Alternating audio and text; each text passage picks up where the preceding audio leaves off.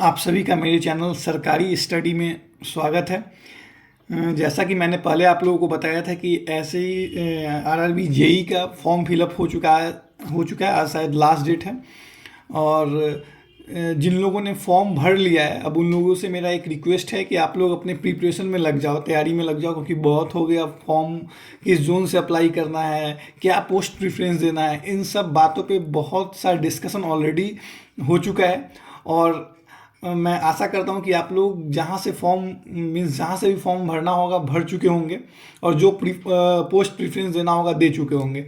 तो मैंने अपने पिछले वीडियो में बोला था कि मैथ्स का एक बहुत बड़ा इम्पोर्टेंस है। मैथ्स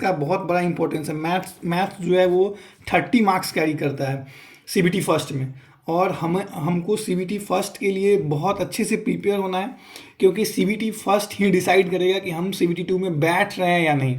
और सीबीटी फर्स्ट में मैंने जो पहला वीडियो बनाया था उसमें बताया था कि 75 प्लस स्कोर आपको करना होगा इस बार, क्योंकि 75 प्लस स्कोर करोगे तो कहीं ना कहीं आप जाके सेफ होगे। अदरवाइज़ वैकेंसी पिछले बार के अनुसार से कम है, और जो फॉर्म भरा गया है इस बार, बहुत फॉर्म भरा गया है दोस्तों। तो आप लोगों को जम के मेहनत करना पड़ेगा। तो आज मैंने आप लोगों के सामने मैथ्स का सिलेबस लाया हूँ। मीन्स मैथ्स में किस किस टॉपिक से क्वेश्चन पूछा जाएगा आरआरबी जेई 2024 सीबीटी फर्स्ट में। तो बिना समय बर्बाद किए हुए डायरेक्ट मैं बात करता हूँ सिलेबस पे। तो सबसे पहले आप देख सकते हो नंबर सिस्टम का एक अपना इंपॉर्टेंस है। जो आरआरबी जेई का जो क्वेश्चन आता है उसमें आपको पता है कि 30 क्वेश्चन है, और लगभग आप टॉपिक देखो तो 12 से 13 टॉपिक है इसमें। तो आप हर टॉपिक से 2 क्वेश्चन के करीब एक्सपेक्ट कर सकते हो। किसी टॉपिक से ज़्यादा भी हो सकता है तो किसी से कम भी होगा।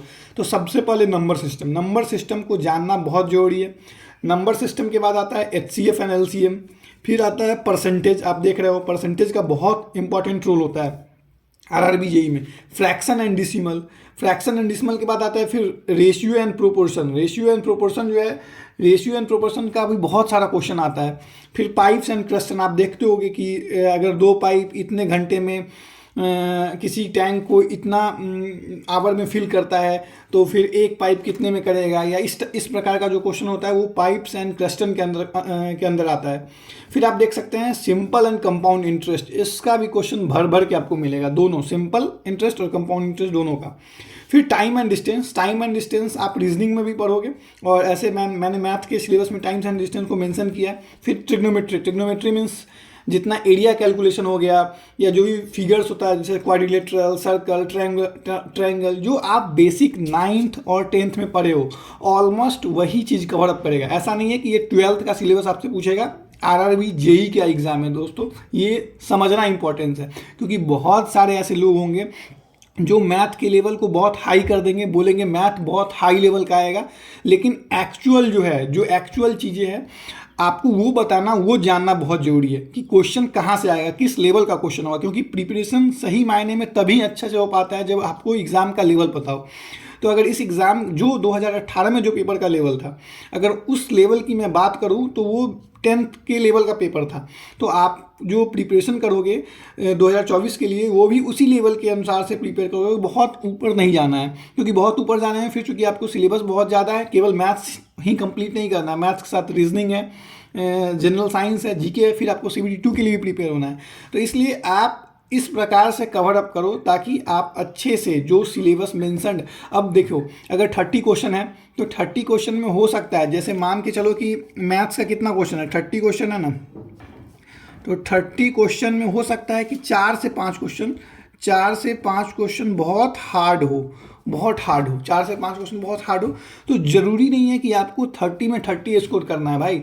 पता चले इस 4-5 क्वेश्चन को बनाने के चक्कर में आप इतना टाइम वेस्ट कर दो कि फिर आपका बाकी पोर्शन का जो क्वेश्चन है वो छूट जाए। इसलिए अगर आप 30 में 24-25 भी स्कोर कर रहे हो ना, तो बहुत ही स्मार्ट स्कोर होगा आपका।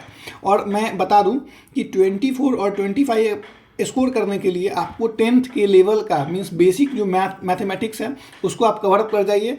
100% मैं अपने एक्सपीरियंस से बता रहा हूँ कि आप स्कोर कर जाओगे 24-25, 80% आप स्कोर कर जाओगे। और 80% अगर स्कोर करते हो तो that is sufficient for clearing CBT 1 exam.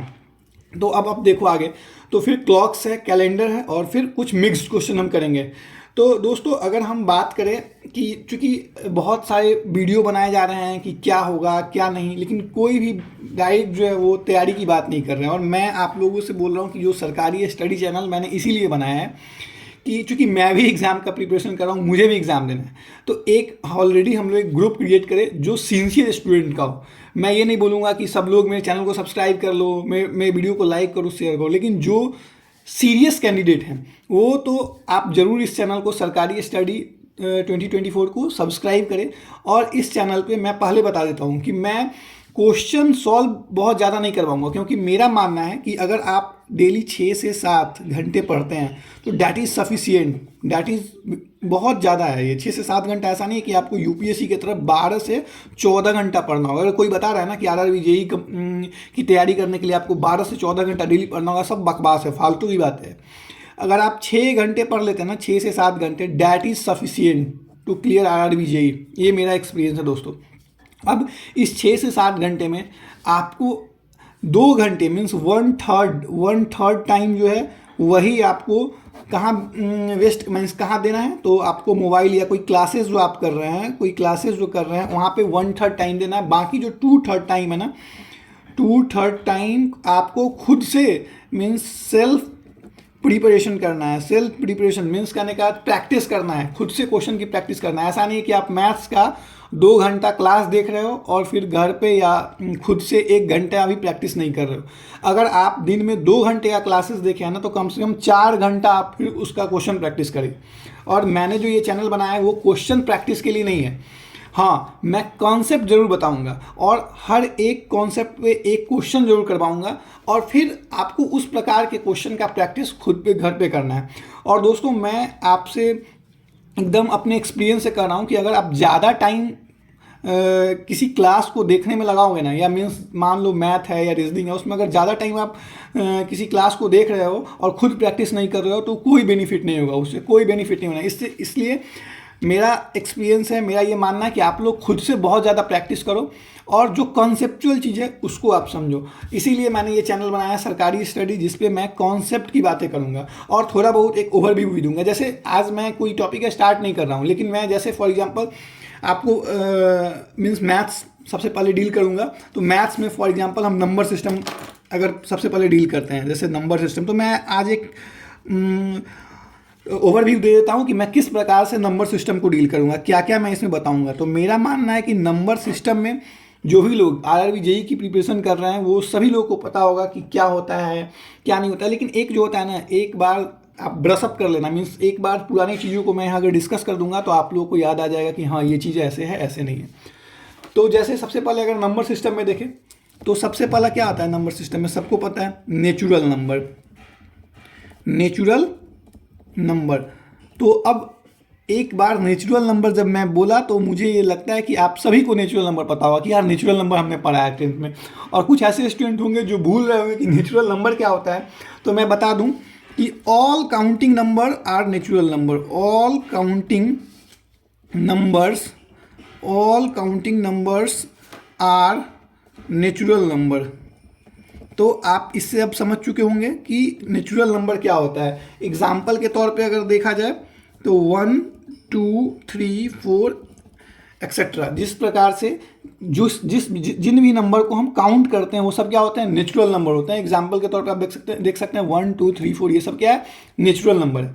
तो जैसे बहुत सारे बच्चे होंगे जो इस वीडियो को देख रहे होंगे, उनको नेचुरल नंबर पता होगा, लेकिन एक बार क्या होता है ना कि अगर मैं डायरेक्ट नंबर सिस्टम का कोई कॉन्सेप्ट ले लूँ या कोई चीज़ें बताने लगूँ तो थोड़ा ऑड वन लगेगा। इसलिए मैं एक बेसिक यहाँ आपको रिकॉल करा देता हूँ कि नेचुरल नंबर होता क्या है। तो all counting numbers are natural number.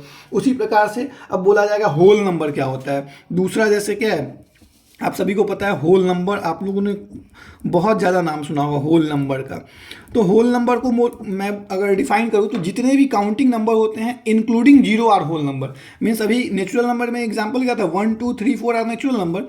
अब इसका एग्जांपल होल नंबर का एग्जांपल क्या होगा, example 0 1 2 3 4 etcetera is the whole number. Means क्या हुआ, इसमें होल नंबर में हमने क्या किया, all natural number including zero. तो कहने का अर्थ क्या हुआ, अभी आप क्लियर हो गए कि नेचुरल नंबर क्या होता है। जितने भी काउंटिंग नंबर्स होते हैं जिनको हम काउंट करते हैं वो नेचुरल नंबर होते हैं। और होल नंबर में क्या होता है, all natural number including zero is called whole number. उसी प्रकार से अब अगर हम बात करें तो फिर हम क्या देखते हैं, इंटीजर। अगर आप देखो तो तीसरा क्या होता है, तीसरा हम बात करें तो होता है इंटीजर। ये सब आप लोगों ने ऑलरेडी जान रखा है, ऑलरेडी आप लोगों ने पढ़ रखा है, 8, 9, 10 में सब कुछ आप लोगों ने पढ़ा है। लेकिन एक बार क्या होता है कि हम ब्रशअप कर रहे हैं, एक बार आपको याद हो जाए चीज़ें।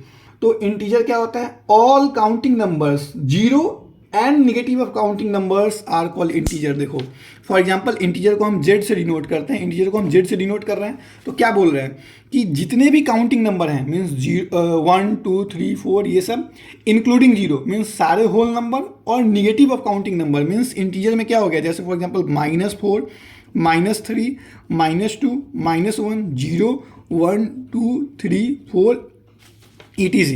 ये सब क्या हो गया, इंटीजर के अंतर्गत आ गया। तो अब हमने तीन चीज़ अभी देखा। सबसे पहले हमने देखा नेचुरल नंबर। तो नेचुरल नंबर को अगर हमने देखा तो क्या देखा, natural number all counting numbers are natural number. जितने भी काउंटिंग नंबर हैं वो क्या है, नेचुरल नंबर है। एग्जाम्पल के तौर पर 1, 2, 3, 4। होल नंबर में क्या हुआ कि जितने भी काउंटिंग नंबर है उनमें जीरो को इंक्लूड अगर कर दिया जाए तो वो क्या होते हैं, होल नंबर होते हैं। तो नेचुरल नंबर, होल नंबर का। तीसरा हमने क्या देखा, इंटीजर। इंटीजर में क्या बोला कि all natural number including zero with its negative means जितने भी नेचुरल नंबर है उसका निगेटिव भी ले लो और जीरो को इंक्लूड कर दो तो इंटीजर होता है। जैसे -4, -3, -2, -1, 0, 1, 2, 3, 4 ETC। ये इनफाइनाइट तक जा सकता है। उसके बाद अब चौथा जो कि बहुत इंपॉर्टेंट है, 9th में आप लोग इसको पढ़े होंगे, इस नाम को rational number, RATIONL, rational number. अब ये रेशनल नंबर क्या होता है, तो रेशनल नंबर भी सब आप लोग जानते होंगे, बट मेरा है कि एक बार मैं आपको बता दूं ताकि आपको एक बार जो बैक ऑफ द माइंड होगा उससे आपका निकल के और आपके दिमाग में आ जाए कि हाँ सडनली कोई पूछेगा कि क्या होता है तो आप उसको बता पाए क्या होता है। तो रेशनल नंबर कहता है कि all number which can be expressed as number, all numbers which can be expressed as p by q, which can be expressed as p by q। बेयर यहाँ पे पी और क्यू क्या होना चाहिए, जहाँ पे पी और क्यू क्या होना चाहिए, कोई मेरा नेचुरल नंबर होना चाहिए और क्यू मेरा क्या होना चाहिए, जीरो नहीं होना चाहिए। मीन्स कोई भी नंबर जिसको हम पी वाई क्यू के फॉर्म में हम एक्सप्रेस कर सकते हैं, जहाँ पे क्यू मेरा ये जीरो ना हो तो उसको हम क्या बोलेंगे, उसको बोलेंगे रेशनल नंबर। जैसे एग्जाम्पल के तौर पे हम ले सकते हैं, एग्जाम्पल के तौर पे अगर लगे तो पी की वैल्यू 1 है, क्यू की वैल्यू मान लो 2 है, तो 1/2 ये रेशनल नंबर। एग्जाम्पल के तौर पे पी की वैल्यू मान लो 3 है, क्यू की वैल्यू मान लो 7 है, तो ये क्या है, रेशनल नंबर है। एग्जाम्पल के तौर पे हम ऐसा भी ले सकते हैं कि पी की वैल्यू क्या हो जाए, पी की वैल्यू हो जाए 15 मान लो, और क्यू की वैल्यू क्या हो जाए, क्यू की वैल्यू हो जाए 1, तो ये क्या है, रेशनल नंबर है। तो दोस्तों ये सब क्या है, मेरा रेशनल नंबर है। तो अभी एक्चुअली में मैं क्या हूँ, एक्चुअली में नंबर सिस्टम मैंने स्टार्ट किया है, बट मैं आज अपने मीन्स वीडियो को यहाँ पे समाप्त करता हूँ। ज़्यादा मैं आज डिस्कस नहीं कर रहा हूँ। आगे से जो वीडियो मैं डालूंगा उसमें नंबर सिस्टम से अच्छे से नंबर सिस्टम को डील करूंगा, बट आज एक मैं बेसिक इन्फॉर्मेशन दिया हूँ कि मैं किस प्रकार से आप लोगों को बताऊंगा, डील करूंगा। तो नेचुरल नंबर आप लोग समझे क्या होता है, होल नंबर आप लोगों ने देखा क्या होता है, इंटीजर देखा आप लोगों ने क्या होता है, रेशनल नंबर क्या होता है। इसी प्रकार से जितने भी नंबर्स हैं उनको मैं पहले बता दूंगा, और फिर जो कंसेप्चुअल चीज़ है उसको मैं यहाँ पे डिस्कस करूंगा, और हर एक कंसेप्ट पे एक क्वेश्चन मैं आप लोग को इस क्लास में सॉल्व करवाऊंगा। उसके बाद मैं आप लोग को बता दूंगा कि कहाँ से आप लोग को प्रैक्टिस करना, और आप लोग अपने घर पे जमकर प्रैक्टिस करें। कंपटीशन बहुत टफ होने वाला है, आप लोगों को इस बार पेपर क्लियर कर लेना है दोस्तों। तो मैं फाइनली एक बात और कहूँगा कि आप लोग जैसे बहुत सारे लड़के तैयारी कर रहे होंगे, तो आप लोग सरकारी स्टडी को मेरे इस यूट्यूब चैनल को सपोर्ट करें, और मेरे चैनल को शेयर करें, और अगर वीडियो अच्छा लगे हो तो आप मेरे वीडियो को लाइक करें। धन्यवाद दोस्तों, thank you for watching my video.